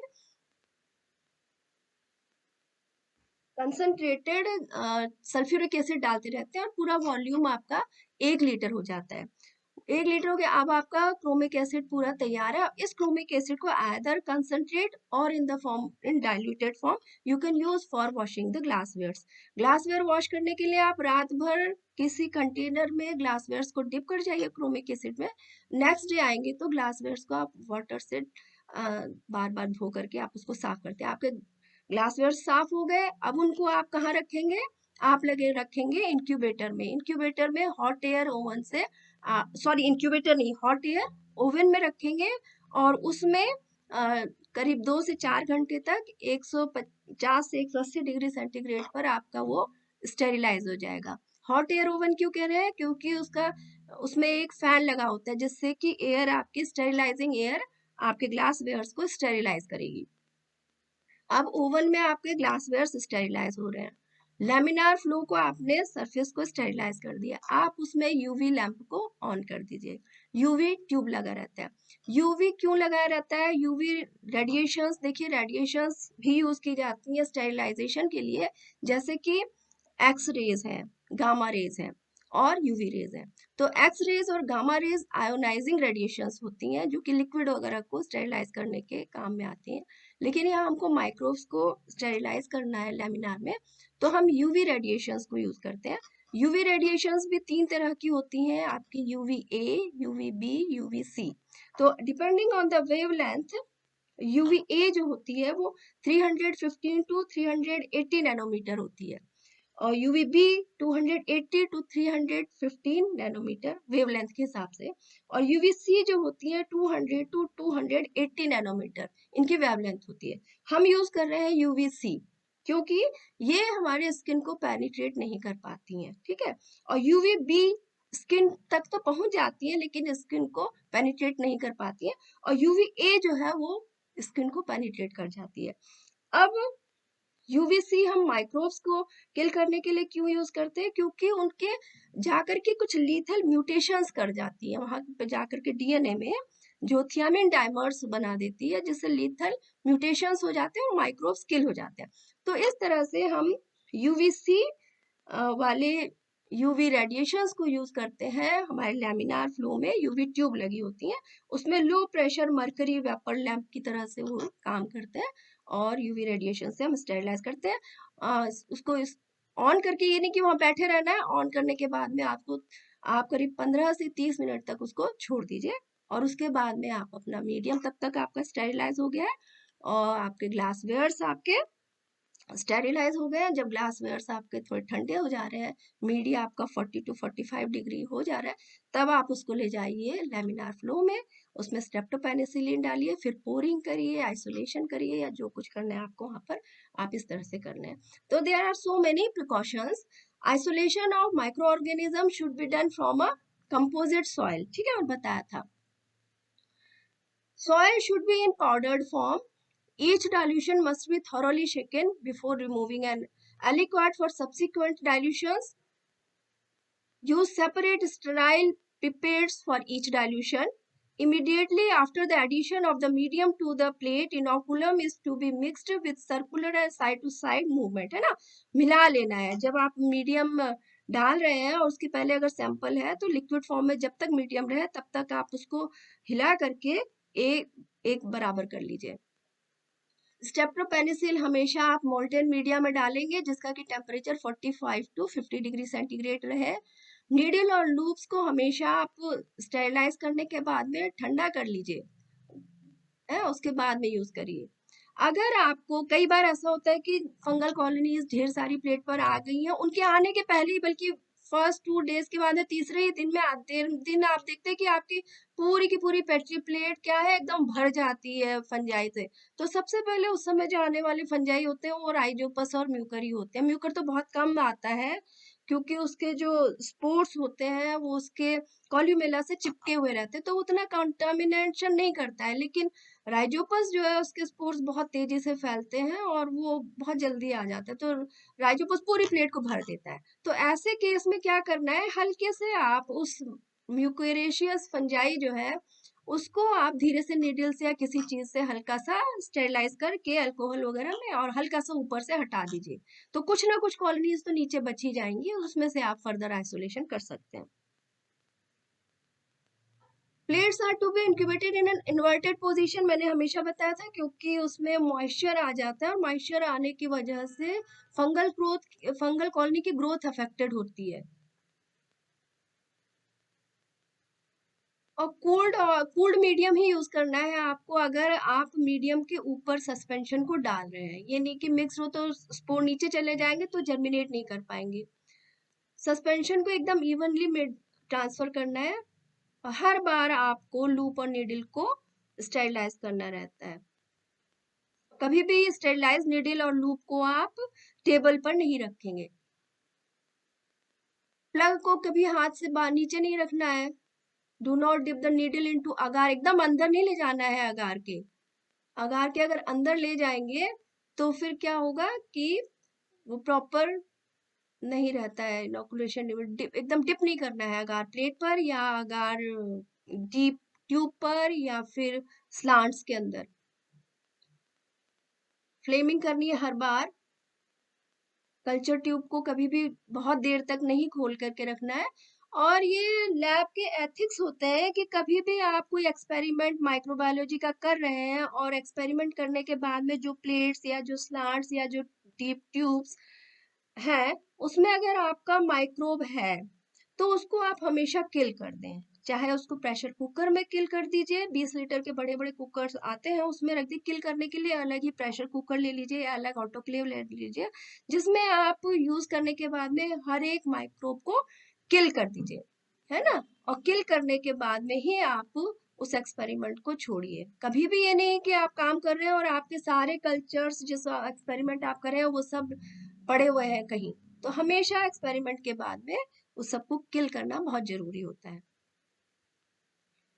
अब देखिए ये तो हो गया था हमारा। हाँ, अब ये नया टॉपिक है कि screening of fungi for enzymes, organic acids and antibiotics production किस तरह से हम स्क्रीनिंग करते हैं। तो क्या मतलब है स्क्रीनिंग करने का। अभी तो हमने आइसोलेशन देखा और उसके बाद में फंगल कल्चर्स को किस तरह से प्योर करना है ये देखा। अब हमको ये देखना है कि हम इन चीजों को, इन माइक्रोब्स को, इन फंजाई को अलग अलग इंडस्ट्रियली इम्पोर्टेंट एंजाइम्स है या एंटीबायोटिक्स है या ऑर्गेनिक एसिड्स है, इनको प्रोड्यूस करने के लिए किस तरह से एक्सप्लॉइट कर सकते हैं। और एक्सप्लॉइट करने के पहले हम किन माइक्रोब्स को इस तरह स्क्रीन करें सॉइल से, कैसे इस तरह से स्क्रीन करें कि वो हमको पोटेंट ऑर्गेनिज्म मिल पाए। तो देखिए, what is the definition of screening. The procedure of isolation, detection and separation of microorganisms of our interest from a mixed population by using highly selective procedure is called screening. ठीक है, उस product हमें क्या चाहिए उसके हिसाब से हम उस ऑर्गेनिज्म को आइसोलेट कर लें, उसको पहचान लें, उसको आइडेंटिफाई कर लें, उसको फिर हम सेपरेट कर लें मिक्स्ड पॉपुलेशन से। और फिर उस इन सब प्रोसेस के लिए बहुत ही सेलेक्टिव प्रोसीजर्स हैं जिसको हमें फॉलो करना होता है। तो इस चीज को हम स्क्रीनिंग कहते हैं। तो देखिए, माइक्रो ऑर्गेनिजम्स किस तरह से स्क्रीन किए जाते हैं। सबसे पहले आपको सोर्स देखना है कि from where you want to screen the microbes. तो सोर्सेज में भी food, milk, cheese etcetera, and environmental sources भी हो सकते हैं like air, water and soil. Compost and other sources can also be used for the purpose for screening, है ना। तो इन सबों से आपने माना सोर्स ही आपके हैं, जो भी आपको सही लग रहा है वो सोर्स आप चूज कर लीजिए और फिर स्क्रीनिंग परफॉर्म कीजिए। Now there are two types of screening, primary screening and secondary screening. What should be considered while screening? First, choice of source. Samples from screening is taken from soil, water, air, etc. ठीक है, choice क्या है आपके source की। Then choice of substrate, आप उसको isolate करने के लिए, स्क्रीन करने के लिए कौन सा न्यूट्रिशन प्रोवाइड करेंगे, किस तरह का मीडिया आप यूज करेंगे, है ना। मीडिया बताया था ना किस तरह के अलग अलग होते हैं depending on the requirement. Minimal media use करना है या इनरिचमेंट मीडिया यूज करना है या सिंपल मीडिया यूज करना है, वो डिपेंड करेगा कि रिक्वायरमेंट हमारी क्या है, हमें किस तरह के ऑर्गेनिज्म को स्क्रीन करना है। फिर चॉइस ऑफ डिटेक्शन, आपको कौन से प्रोसीजर को फॉलो करके उस माइक्रोब को आइसोलेट करना है। तो 3 बातें आपको ध्यान में रखनी होंगी बिफोर स्क्रीनिंग। स्क्रीनिंग देखिए, primary screening and secondary screening मैंने अभी बताया। तो प्राइमरी स्क्रीनिंग के लिए क्या क्या तरीके अपनाए जाते हैं, जैसे कि आपको ऑर्गेनिक एसिड के लिए स्क्रीनिंग करनी है, प्राइमरी स्क्रीनिंग।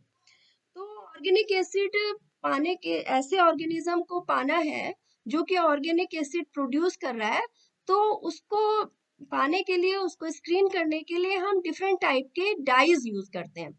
अगर ऑर्गेनिक एसिड उस मीडिया में आ रही है, वो कॉलोनी ऑर्गेनिक एसिड को प्रोड्यूस कर रहा है, तो उसके लिए डिफरेंट डाइज यूज करते हैं हम। तो वो डाई हम, अगर ऑर्गेनिक एसिड प्रोड्यूस हो रहा है तो वो डाई हमको बता देगी अपने कलर चेंज से कि हाँ, ये कॉलोनी या ये माइक्रोब ऑर्गेनिक एसिड प्रोड्यूस कर रहा है। इसी तरह से एंटीबायोटिक प्रोड्यूस करने के लिए जो प्राइमरी स्क्रीनिंग होती है, उसका मेथड होता है क्राउडेड प्लेट टेक्निक। मतलब कि सीरियल डाइल्यूशन से आपने कॉलोनीज को ले आए प्लेट पर, उसमें ढेर सारी पोर एंड प्लेट कर लिया। पोर एंड प्लेट करने के बाद में ढेर सारी क्राउडेड, बहुत सारी कॉलोनीज हो जाएंगे। कुछ ही कॉलोनीज के चारों तरफ आप देखेंगे एक इनहिबिशन जोन डेवलप हो जाता है। तो वो इनहिबिशन जोन क्यों होता है? वो एंटीबायोसिस से होता है। मतलब कि कुछ एक सब्सटेंसेस को एक कॉलोनीज बना रही है पैथोजन के, जिसकी वजह से अदर पैथोजेंस की कॉलोनी डेवलप नहीं कर पा रही और एक क्लियर जोन बन जाता है। तो इसको कहते हैं by using crowded plate technique. Then by auxanographic technique. In this method क्या किया जाता है कि हम मिनिमल मीडिया को यूज करते हैं। ठीक है, हम ऐसे 2 तरह की प्लेट लेना होता है ऑक्सेनोग्राफिक मेथड में। एक प्लेट में हम डिफरेंट डाइल्यूशंस से, एक डाइल्यूशन से हम एक सैंपल ले लेते हैं, सॉइल सैंपल से, सॉइल से ही एंटीबायोटिक प्रोड्यूसिंग माइक्रो ऑर्गेनिज्म को सेपरेट किया जाता है। तो एक प्लेट में तो हमने वो सॉइल सैंपल डाल दिया अलग अलग डाइल्यूशन का, जो डाइल्यूशन हमको सूट करे उससे हमने वो सॉइल सैंपल डालना है। तो पहले एक पेट्री प्लेट लेते हैं, उसके ऊपर एक प्लेट स्ट्रिप डालते हैं, और उसके ऊपर फिर एक स्ट्रिप डालते हैं सर्कुलर, उसमें मीडिया पोर कर देते हैं। मीडिया के ऊपर आप क्या डाल देते हैं, जो डाइल्यूशन हमारा सैंपल है वो डाल देते हैं। फिर एक प्लेट लेते हैं, उस प्लेट पर आप मिनिमल मीडिया डालते हैं। मिनिमल मीडिया मीन्स कि ऐसा कल्चर मीडिया जिसमें कि एक ग्रोथ फैक्टर नहीं है। हमें ये पता होना चाहिए जो हमारा डिजायर्ड ऑर्गेनिज्म है वो किस ग्रोथ फैक्टर की वजह से ग्रो नहीं कर पाएगा। जैसे कि विटामिन की कोई कमी है या अमीनो एसिड की कमी है, तो वो हम दूसरी वाली प्लेट में उसको न डाल करके अपने माइक्रोब को, जो टेस्ट ऑर्गेनिज्म है उसको हम यहाँ पर इसमें मिक्स करके रख देंगे। अब ऊपर वाली प्लेट को हम के अगार मीडिया को नीचे वाली प्लेट के अगार मीडिया पर डाल देंगे, जिसमें कि हमारा टेस्ट ऑर्गेनिज्म है। धीरे धीरे ऊपर ढेर सारी कॉलोनीज आएंगी, उसमें कोई ना कोई ऐसी कॉलोनी होगी जो कि वो ग्रोथ फैक्टर बना रही होगी। अब वो ग्रोथ फैक्टर ऐसे सिप करके इधर नीचे वाली प्लेट में आ जाएगा और हमारा जो डिजायर्ड पैथोजन है वहीं पर ग्रो करेगा जहां पर कि उसका रिक्वायर्ड ग्रोथ फैक्टर मिल रहा है, बाकी जगह वो नहीं करेगा। और ठीक उसी के ऊपर वाले माइक्रोब को या कॉलोनी को हम फिर सेपरेट कर देते हैं और फर्दर उसकी स्क्रीनिंग, सेकेंडरी स्क्रीनिंग करते हैं उस ग्रोथ फैक्टर, उस विटामिन या उस एंटीबायोटिक या जो भी हमारा सेकेंडरी मेटाबोलाइट या एक्स्ट्रा सेलुलर मेटाबोलाइट या एंजाइम्स जिसको भी हमको, जिसके लिए हम स्क्रीनिंग कर रहे हैं। तो इसको कहा जाता है ऑक्सेनोग्राफिक मेथड। फिर है डिफाइंड मीडिया। डिफाइंड मीडिया इस तरह से हम कॉलोनीज को या माइक्रोब्स को ग्रो करते हैं जिसमें कि मीडिया ऐसा लिया हो जाता है जिसका केमिकल कंपोजिशन हमको पूरी तरह से पता होता है। तो उसमें आइसोलेट करके हम इनरिचमेंट कल्चर टेक्निक कहते हैं उसमें। ठीक है, अभी आएगी ये टेक्निक तो आप देख लेंगे।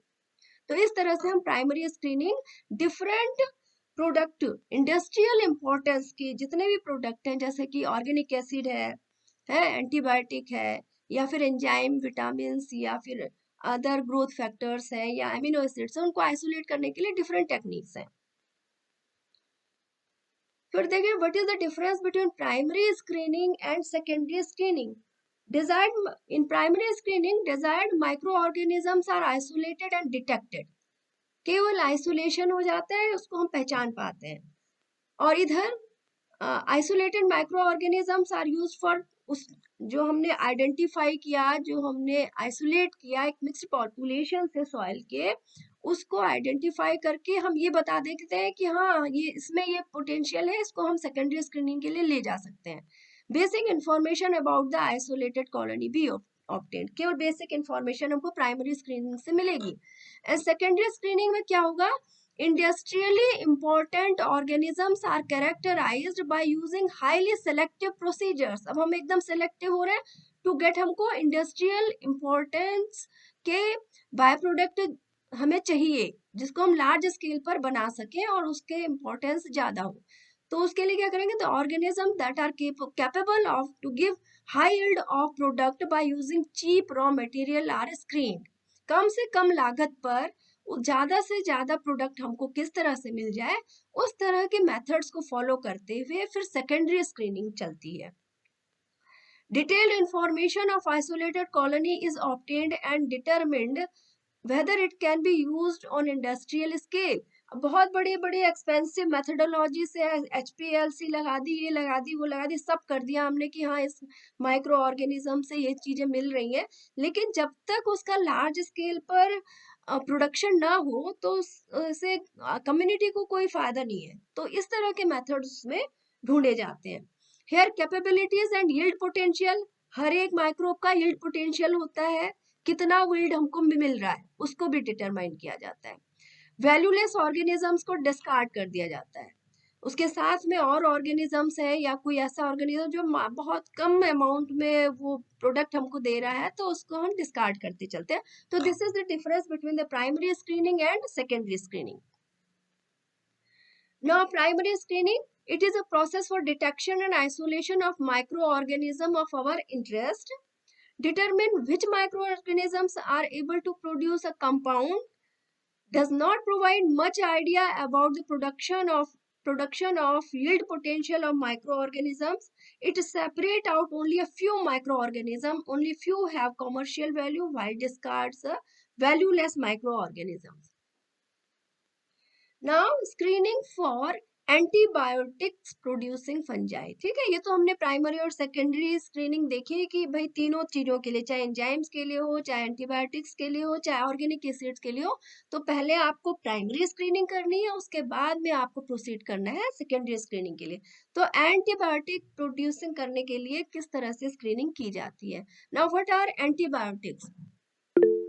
Antibiotics are chemical compounds produced by one type of organism that in low concentrations selectively inhibit or kill other microorganisms। मैंने एंटागोनिज्म के टाइम पे भी आपको बताया था कि एंटागोनिज्म माने एंटीबायोसिस, एंटागोनिज्म का एक तरीका है एंटीबायोसिस, माने कि कोई एक ऑर्गेनिज्म कुछ एक सब्सटेंसेस को सेक्रेट करे, उन सब्सटेंसेस की वजह से दूसरे ऑर्गेनिज्म की ग्रोथ या तो रुक जाए या फिर वो ऑर्गेनिज्म किल हो जाए, तो उनको हम एंटीबायोसिस कहते हैं। और जो सब्सटेंसेस इस तरह की फिनोमिना को करते हैं उनको हम एंटीबायोटिक्स कहते हैं, एंटीबायोटिक सब्सटेंसेस कहते हैं। तो best well known example is penicillin. That penicillin was discovered in 1928 by Alexander Fleming by the phenomena of antibiosis। तो it was a serendipity discovery थी। सेरेंडिपिटी डिस्कवरी माने कि बाय चांस उनको मिल गया था पेनिसिलिन। हुआ क्या था कि वो स्टेफिलोकोकस पे काम कर रहे थे, वो थ्रोट इन्फेक्शन पर काम कर रहे थे, और अचानक कुछ दिन के लिए वो घर चले गए और वो प्लेट्स को उसी तरह से छोड़ गए। लैब में हमेशा उनकी आदत होती थी कि प्लेट्स को किल करने के पहले वो हर एक प्लेट को अच्छे से स्टडी करते थे। जब कुछ दिन के बाद में वो आए तो उन्होंने देखा कि जो स्टेफिलोकोकस के प्लेट पर एक कोई मोल्ड ग्रो कर गया है, और उसकी तो बहुत अच्छी ग्रोथ हो रही है, लेकिन प्लेट पे और बैक्टीरियल कॉलोनीज उतने अच्छे से ग्रो नहीं कर पा रही है और एक इनहिबिशन जोन बन गया है। वो समझ नहीं पाए, लेकिन हाँ खुश हुए कि नहीं कुछ तो चीज है इसमें जो कि बैक्टीरिया की ग्रोथ को रोक रही है। तो उन्होंने उसको मोल्ड जूस नाम दिया और उसके बाद में फर्दर उस पर काम किया, तो फिर वहीं से आपको पेनिसिलिन मिला। ठीक है, तो उस समय जब उन्होंने पेनिसिलिन को डिस्कवर किया था तो वो स्पीशीज थी पेनिसिलियम नोटेटम, लेकिन कॉमर्शियली ज्यादातर आजकल जो पेनिसिलियम को प्रोड्यूस किया जाता है उसकी स्पीशीज है Penicillium क्राइसोजीनम. So vast array of antibiotics have been isolated and synthesized from modes and actinomycetes. What are actinomycetes?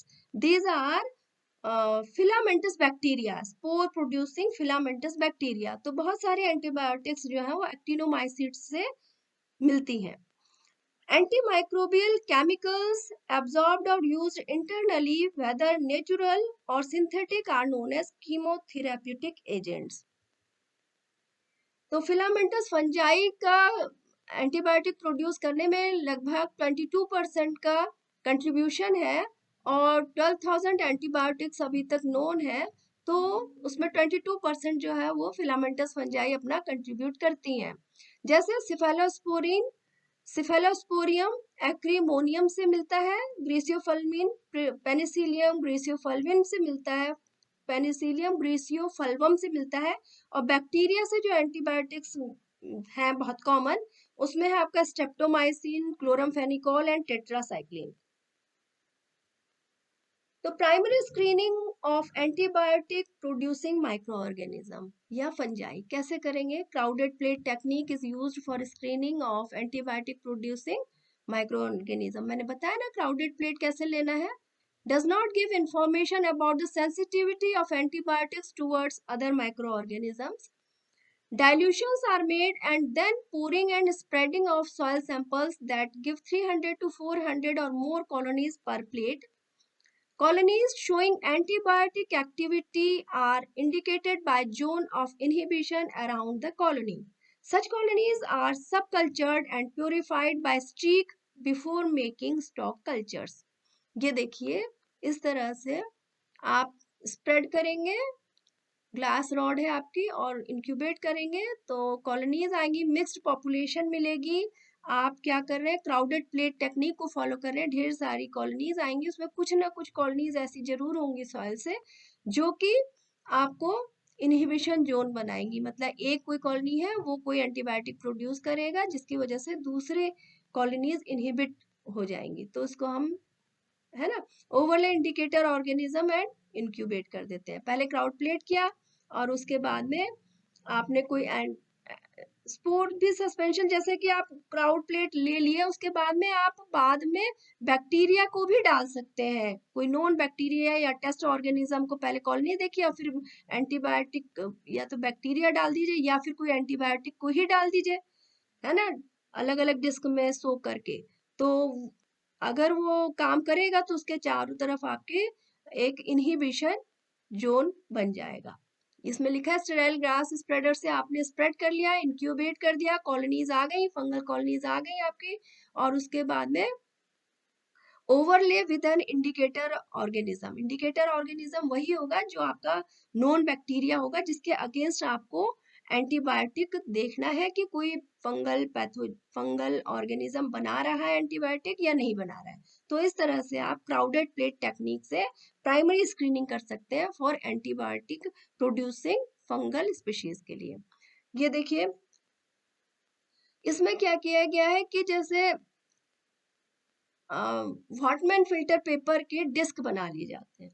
उन डिस्क को एंटीबायोटिक के डिफरेंट सॉल्यूशंस में डिप कर दिया जाता है. डिप करके आपने अगार मीडिया के ऊपर रख दिया. अब 24 आवर्स के बाद में आपको, अच्छा ये कर दिया, अच्छा उसके पहले आप क्या करते हैं? मीडिया को इनोकुलेट कर देते हैं बैक्टीरियल कल्चर से, है ना. आपने मीडिया लिया, मीडिया के ऊपर आपने इनोकुलम डाल दिया, स्पोर सस्पेंशन डाल दिया या बैक्टीरियल कल्चर डाल दिया और उसके बाद में आपने एंटीबायोटिक के डिफरेंट कंसंट्रेशन में या डिफरेंट टाइप के एंटीबायोटिक को यहाँ पर रख दिया. अब ये क्या होगा? इसमें जितना एंटीबायोटिक है वो मीडियम पर स्प्रेड करेगा, है. स्प्रेड करने के बाद में जो एक्टिव होगा, इनमें से जो भी एक्टिव होगा उसके चारों तरफ क्या होगी? उस बैक्टीरिया की ग्रोथ नहीं होगी और ये पता चल जाएगा कि this is the inhibition zone, no bacterial growth, zone of inhibition, और बाकी में बैक्टीरियल ग्रोथ हो रही है. तो इस तरह से एंटीबायोटिक की प्राइमरी स्क्रीनिंग की जाती है. अब एक और है enrichment culture technique. Enrichment culture technique में क्या है, this was designed by Beijerinck to isolate the desired microorganism from heterogeneous microbial population. It consist of following steps. Nutrient broth ले दिया आपने, न्यूट्रिएंट ब्रॉथ बने कि जिसमें अगार नहीं है। Nutrient broth is inoculated with microbial source material and incubated. A small portion of all inoculums is plated onto the solid medium and well isolated colonies are obtained. Suspected colonies from the plate are subcultured on fresh media and subjected for further testing. Enrichment culture देखिए ना, medium में आपने उस तरह के medium में ये जो कल्चर ट्यूब थी इसमें आपने कौन सा मीडियम लिया, इसमें आपने वो मीडियम लिया जिसको कि डिजायर्ड ऑर्गेनिज्म को ग्रो करने की जरूरत है ना, कुछ ना कुछ चीज ऐसी चाहिए जिससे कि हम डिजायर्ड ऑर्गेनिज्म ही ग्रो करें और ऑर्गेनिज्म ग्रो ना करें। अब आपने डाइल्यूशन बना करके ऑर्गेनिजम्स का सैंपल आपने यहाँ पर डाल दिया, सॉइल से डिफरेंट सॉल्यूशन आपने इसमें डाल दिया। अब इसमें केवल वही ऑर्गेनिज्म आएगा, ज्यादातर वही ऑर्गेनिजम्स आएंगे जिसके लिए कि आपने ग्रोथ फैक्टर इसमें डाला था, और आप उसको आप मल्टीप्लाई करेगा और मल्टीप्लाई करने के बाद में आप इसको मतलब प्लेट पर डाल देंगे और इनरिच्ड सैंपल को अगर आप प्लेट करेंगे तो आपको जो सेलेक्टेड कॉलोनी है फंगस की वही आएगी, है ना। तो इस तरह से अगर किसी ऑर्गेनिज्म को आइसोलेट कर रहे हैं या प्योर कर रहे हैं तो इसको इनरिचमेंट कल्चर कहते हैं, कि मतलब डिजायर्ड ऑर्गेनिज्म को जो ग्रोथ फैक्टर चाहिए या डिजायर्ड सब्सटेंस चाहिए ग्रोथ के लिए उसी को आप उस मीडियम में डाल रहे हैं, तो अदर ऑर्गेनिज्म का स्क्रीनिंग हो जाती है, वहीं पर नहीं आते हैं और आपका जिसको चाह रहे हैं आइसोलेट करना वो ऑर्गेनिज्म इसमें आ जाता है। सेकेंडरी स्क्रीनिंग, इस तरह तो आपने प्राइमरी स्क्रीनिंग की, अब सेकेंडरी स्क्रीनिंग करना है तो it is a systematic screening program intended to isolate industrially important और useful microorganism. Some important points, it is useful in sorting of microorganisms that have real commercial value, provides the information whether the product formed by microorganism is new or not, है ना। इसके लिए आपको follow करना होगा other techniques जैसे कि paper chromatography है, थिन लेयर क्रोमेटोग्राफी, तो आप लैब में कर देंगे, और अदर हायर जैसे HPLC या अदर क्रोमेटोग्राफिक टेक्निक्स है उसको यूज करके आप उसकी एक्यूरेसी पता कर पाएंगे या ये पता कर पाएंगे कि वो नया है या नहीं है। प्रोडक्ट के पास में स्पेशल क्वालिटीज क्या है, इसके लिए आपको टेस्ट परफॉर्म करना पड़ेगा। It is conducted on agar plates. अच्छा, अब इसको देखिए लार्ज स्केल पर किया जाएगा, आपने टेस्ट ट्यूब में कर लिया, अगार प्लेट्स पे कर लिया, फिर उसके लिए बड़े बड़े फ्लास्क यूज करना पड़ेगा, फर्मेंटेशन के लिए जाना पड़ेगा, है ना। Fermentation by product organic acids वगैरह अगर बनाने होते हैं तो आपको फर्मेंटेशन के बड़े बड़े टैंक्स में ले जाकर के अपने एक्सपेरिमेंट को कंडक्ट करना होगा। तो एक आइडिया देगा इकोनॉमिक पोजीशन क्या है हमारे प्रोडक्ट की, फर्मेंटेशन किस तरह से यूज हो रहा है, और भी बहुत सारी ये सेकेंडरी स्क्रीनिंग से और भी ज्यादा इंफॉर्मेशन आपको मिल जाएगी, और किस ऑप्टिमम कंडीशंस में वो ऑर्गेनिज्म ग्रो कर रहा है और जो सेकेंडरी मेटाबोलाइट या जो डिजायर्ड कंपाउंड है वो कितना एक्यूमुलेट हो पा रहा है। तो इतनी सारी इंफॉर्मेशन आपको सेकेंडरी स्क्रीनिंग में ही पता चल पाएंगी। Chemical, physical and biological properties उस प्रोडक्ट की पता चल जाएगी। It detects gross genetic instability, है ना, केमिकल स्टेबिलिटी, और क्वालिटेटिव एंड क्वांटिटेटिव अप्रोचेस आपको पता चलेंगे केवल सेकेंडरी स्क्रीनिंग में। देखिए अब इसको हम एक फ्लो चार्ट में शॉर्ट में देख लेते हैं कि how the screening of antibiotic producing micro organisms is done. तो crowded plate technique, soil is used as a source of sample, soil is serially diluted, 0.1 ml is used and spread inoculated on sterile agar medium. Incubate the plates on room temperature for 24 to 48 hours. agar plates, अच्छा ये तो उसके लिए अगर आप bacteria से screen कर रहे हैं, अगर आप फंजाई से स्क्रीन करेंगे तो आपको 2 to 7 डेज रखना होगा और टेम्परेचर 25 डिग्री सेंटीग्रेड रखना होगा। अगार प्लेट में इतनी अगर बैक्टीरिया है तो इतनी कॉलोनी आएंगी, फंजाई है तो कॉलोनीज का नंबर कम आएगा। Plates having well isolated colonies are screened. This well isolated colonies show clear zone of inhibition of other microbes. जो भी करेगा अदर माइक्रोब्स की, या अदर माइक्रोब्स क्या, आप अगर फंजाई को आइसोलेट कर रहे हैं तो एंटीबायोटिक आइसोलेट करने के लिए तो आपको बैक्टीरियल इनोकुलम डालना ही पड़ेगा। उस बैक्टीरियम इनोकुलम को ही तो फंगल आइसोलेट जो मेटाबोलाइट सिक्रेट करेगा उसी से वो इनहिबिट हो पाएगा। तो आपको बैक्टीरियल कल्चर लेना ही पड़ेगा। Due to production of antibiotics, these colonies are further isolated on desired media. Further subcultured growth is purified by restreaking. Stock culture is maintained and used for further studies. तो इस तरह से आप antibiotic की screening करेंगे। Now, screening of fungi for production of organic acid. Organic acid बनाने के लिए आप स्क्रीनिंग के लिए किस तरह से प्रोसीड करेंगे। What is organic acid?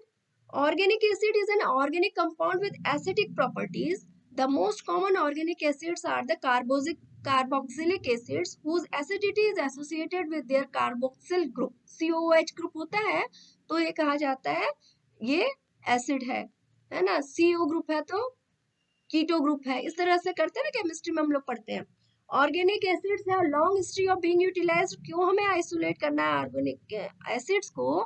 क्योंकि ये फूड इंडस्ट्री में एडिटिव्स की तरह से काम होते हैं, प्रिजर्वेटिव्स की तरह से काम होते हैं, है ना। शेल्फ लाइफ पेरिशेबल्स की इनहांस करते हैं। तो इस तरह से इसलिए इतने फंक्शंस के लिए हम ऑर्गेनिक एसिड चूंकि यूज होता है, उसका कॉमर्शियल वैल्यू है, उसकी इंडस्ट्रियल वैल्यू है, इसलिए हमको ऑर्गेनिक एसिड्स को आइसोलेट करना है। कितने तरह की होती हैं ऑर्गेनिक एसिड जो माइक्रोब्स प्रोड्यूस करते हैं? जैसे सिट्रिक एसिड है, ग्लूकोनिक एसिड है, इट ग्लूकोनिक एसिड है, आइटाकोनिक एसिड है, lactic acid, oxalic acid, fumaric acid and malic acid. कितने तरह के ऑर्गेनिक एसिड्स हैं जो कि डिफरेंट टाइप के माइक्रोब्स से प्रोड्यूस होते हैं। Among these microorganisms, fungal cultures are the most preferred ones for production of organic acids. They have the ability to utilize the wide variety of substrate. हम जानते हैं कि फंगस को culture करना बहुत आसान है क्योंकि वो सैप्रोफिटिक होते हैं, वेरियस सबस्ट्रेट्स पर आसानी से ग्रो कर लेते हैं, like molasses, starch, wheat, corn, potato, lignocellulose, corn cob etcetera. ये सब सबस्ट्रेट इसके हो सकते हैं फंजाई के, फंगल कल्चर के लिए।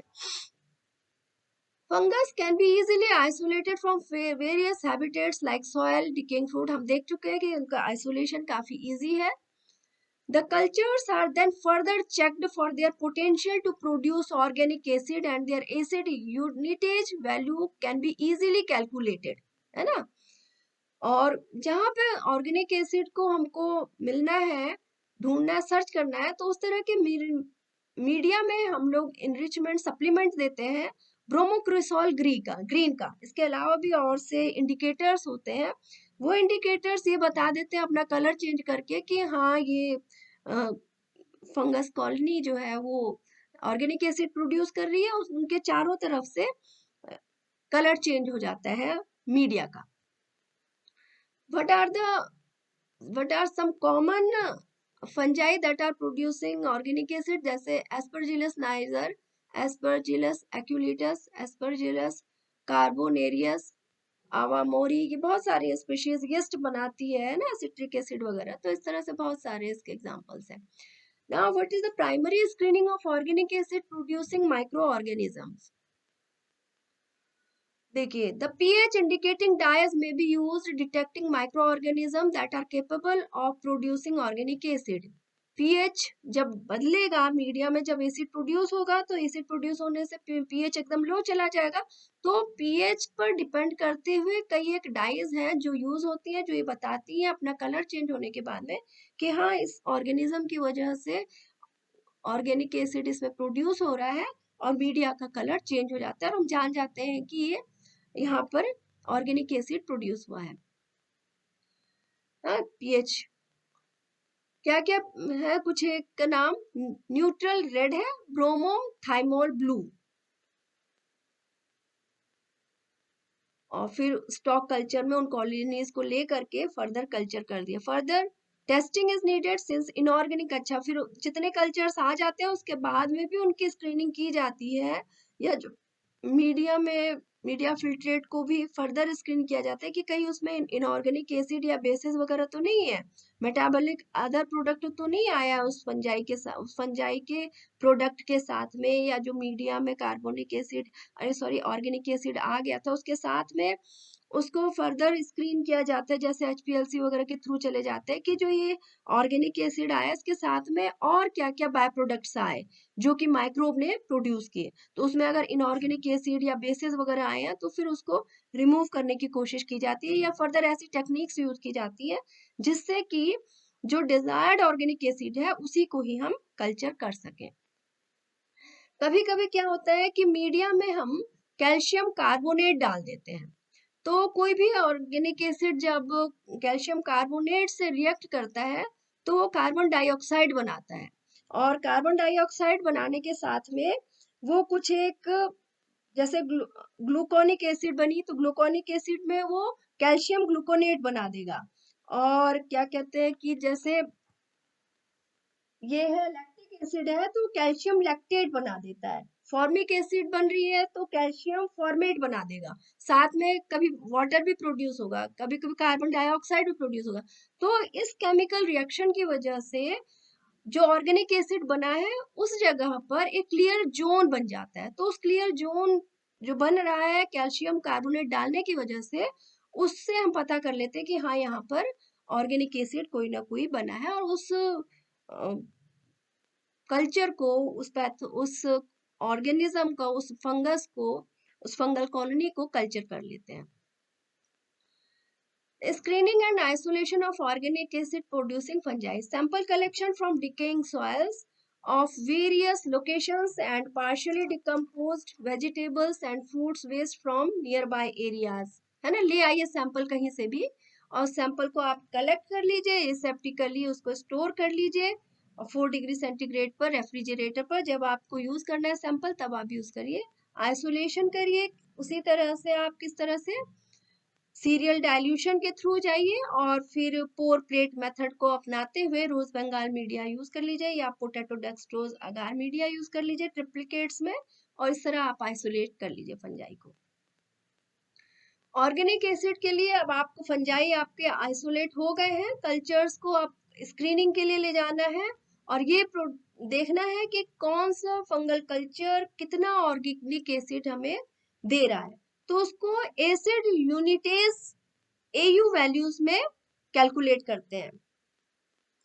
अब फंगल स्पोर सॉल्यूशन को कहाँ डालेंगे आप, इंडिकेटर कंटेनिंग मीडियम में डाल देंगे, फंगस का स्पोर सॉल्यूशन बना लीजिए, और स्पोर सॉल्यूशन बनाने के लिए उस प्लेट में डालिए, उस मीडिया में उसको इनोकुलेट करिए, जिसमें कौन सा मीडियम हो, मिनरल अगार एसिड इंडिकेटर, मतलब कोई एक ऐसा मीडियम हो जिसके में कि इंडिकेटर आपने डाला है, जैसे ब्रोमोक्रिसॉल है ना, इस तरह से जब आप इंडिकेटर वाले मीडियम में डाल देंगे, जैसे कि ये मीडियम पार्क मीडियम एक रेफरेंस है कि पार्क मीडियम यूज किया जाता है ऑर्गेनिक एसिड आइसोलेशन के लिए, तो उसका कंपोजिशन है ग्लूकोज 120 ग्राम, अमोनियम सल्फेट 3.02 ग्राम, मैग्नीशियम सल्फेट 0.25, जिंक सल्फेट 0.04, और ये फॉस्फेट है 0.15, अगार 20, ब्रोमोक्रिसॉल ग्रीन 0.2, और ट्रिटोन के इंडिकेटर्स हैं 1.5। तो ब्रोमोक्रिसॉल होने की वजह से वो कलर इंडिकेट कर देगा अगर ऑर्गेनिक एसिड प्रोड्यूस होगी, और हम उस कॉलोनी को सेपरेट कर लेंगे। तो एसिड यूनिटेज वैल्यू किस तरह निकालेंगे, acid unitage value of the colonies were determined by dividing the diameter of the yellow zone by the diameter of the colonies. देखिए जब वो ब्रोमोक्रिसॉल इंडिकेटर ये शो करेगा कि ऑर्गेनिक एसिड बन रही है तो उसका कलर ब्लू से येलो हो जाता है, तो उस पूरे येलो जोन को हम मेजर कर लेते हैं इन मिलीमीटर और सेंटीमीटर आप नॉर्मल अपने स्केल से जो यूज करते हैं स्केल, उसी को पेट्री प्लेट के अपर लिड के ऊपर रख करके उसका मेजरमेंट कर लेते हैं 2-3 तरह से, और उसको मिलीमीटर्स में आपने काउंट कर लिया, येलो जोन जितना बना हुआ था उसका एक जगह नोट कर लिया, और उसके बाद में पूरे डायमीटर कॉलोनी का कहाँ तक था उस डायमीटर को नोट कर लिया। अब उसी को डिवाइड कर लीजिए, dividing the diameter of the yellow zone by the diameter of the colonies. उस कॉलोनी का अपना डायमीटर कितना था और येलो जोन का कितना डायमीटर था, उसको आप डिवाइड कर दीजिए, तो आपको एसिड यूनिटेज वैल्यू मिल जाएगी। The colonies having notable acid unitase values are picked up and stored at 4 degrees centigrade on PDA slants. जिसका ज्यादा एसिड यूनिटेज वैल्यू होगी उसको आप ले करके प्योर करिए और उसके बाद में उसको स्लांट बना करके स्टोर कर लीजिए। आइडेंटिफाई कर लीजिए आप उस कॉलोनी को अच्छे से, है ना, और वही इलेक्ट्रोफिनॉल वगैरह आप अपना लैब में आइसोलेट कर सकते हैं, या फिर फंगल कलेक्शन सेंटर्स होते हैं वहां पर उस फंगस को भेज करके भी आइडेंटिफाई कर सकते हैं। ठीक है, फिल्टर कर लिया, जो फंजाई का ग्रोथ हुई कल्चर फिल्ट्रेट आ गया और ऑर्गेनिक एसिड पता चल गई, और फिर उसको कैविटी वेल से भी टेस्ट किया जाता है उसकी एक्टिविटी को। जैसे कि किसी प्लेट में आपको पता चला कि हाँ ऑर्गेनिक एसिड है, तो उसके आकार को फिल्टर कर लिया जाता है और उस फिल्ट्रेट को फ्रेश मीडिया में ले जा करके कॉर्क बोरर से वेल बना दिए जाते हैं, और उस वेल में आप उस ऑर्गेनिक एसिड को डाल करके फर्दर उसका टेस्ट कर सकते हैं, उस ऑर्गेनिक एसिड की टेस्टिंग कर सकते हैं, या और तरह तरह के टेस्ट कर सकते हैं। देखिए जैसे कि ये टेस्ट किया गया है, डिफरेंट स्पीशीज ऑफ एस्परजिलस है, आपको 1 से लेकर के 8 तक दिख रही है। एस्परजिलस अवामोरी ये इसमें होगा, और दूसरा इसमें होगा, तीसरा इसमें होगा, इस तरह से है।